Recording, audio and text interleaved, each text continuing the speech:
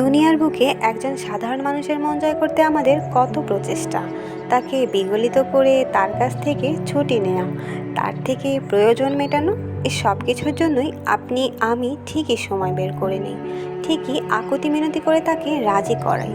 অথচ আমাদের যিনি সৃষ্টি করেছেন, যিনি উত্তম পরিকল্পনাকারী, উত্তম দাতা, তার কাছে চাইতে গেলেই আমাদের যত বাহানা, যত তাড়াহুড়া।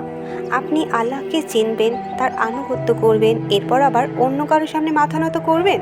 এটা কশ্চিনকালেও সম্ভব নয়। যদি আপনি সত্যিকার অর্থেই আল্লাহকে চিনে থাকেন, তাহলে আপনি মান সম্মান, ব্যক্তিত্ব, মর্যাদা সব কিছুই খুঁজবেন কেবল আল্লাহর আনুগত্যের মাঝেই। আল্লাহ হলেন ওই সত্তা যিনি বান্দার প্রতি গোপনে ইহসান করেন, রিজিকের সুব্যবস্থা করেন। এগুলো তিনি সূক্ষ্ম উপায় ও সুনিপুণ ব্যবস্থাপনায় করেন, যা বান্দা কল্পনাও করতে পারে না। এতটাই সূক্ষ্মতা ও গোপনীয়তার সঙ্গে তিনি বান্দার প্রতি ইহসান করেন, তাকে রক্ষা করেন, হেদায়েত দেন এবং তার জন্য ভাগ্য নির্ধারণ করেন। তুমি তাদেরকে বলো, তোমরা আল্লাহ ছাড়া যাদেরকে ডাকো তাদের নিয়ে কি কখনো চিন্তা করেছো? আমাকে একটু দেখাও তো, তারা পৃথিবীর কোন জিনিসটা সৃষ্টি করেছে? অথবা আকাশমণ্ডলের সৃজনের মধ্যে তাদের কি কোনো অংশ আছে?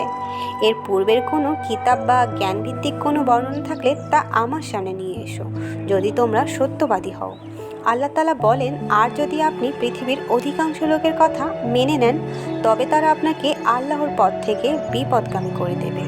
যারা ঈমান এনেছে, আল্লাহ তাদের অভিভাবক, তাদেরকে তিনি বের করে আনেন অন্ধকার থেকে আলোর দিকে।